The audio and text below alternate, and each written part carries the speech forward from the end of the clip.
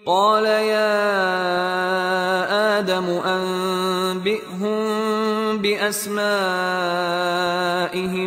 فلما أنبأهم بأسمائهم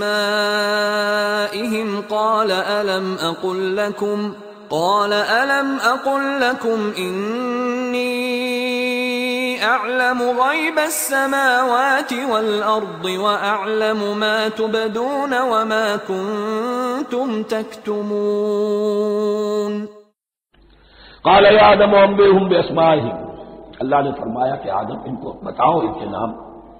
فلما انباهم بأسمائهم، تو جب انہوں نے بتا دیے ان کو فرشتوں کو ان کے نام، قال ألم أقل لكم إني أعلم غيب السماوات والأرض، تو اللہ نے فرمایا کہ میں نے کہا نہیں تھا کہ میں جانتا ہوں آسمانوں اور زمین کی تمام غائب چیزوں کو جو تمہاری نگاہوں سے بھی اوجھل ہے غیب، میں ہر شے کا جاننے والا ہوں. وَأَعْلَمُ مَا تُبْدُونَ وَمَا كُنتُمْ تَكْتُمُونَ، اور میں جانتا ہوں جو کچھ تم ظاہر کر رہے تھے، جو کچھ تم چھپا رہے تھے.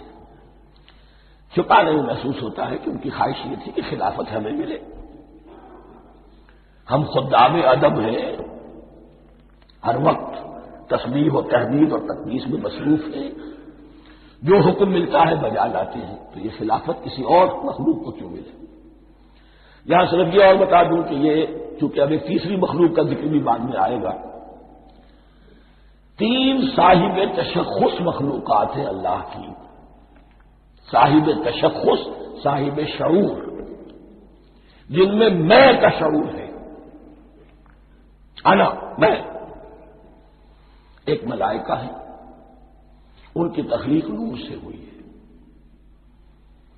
ایک انسان ہے جن کی تخلیق گارے سے ہوئی ہے.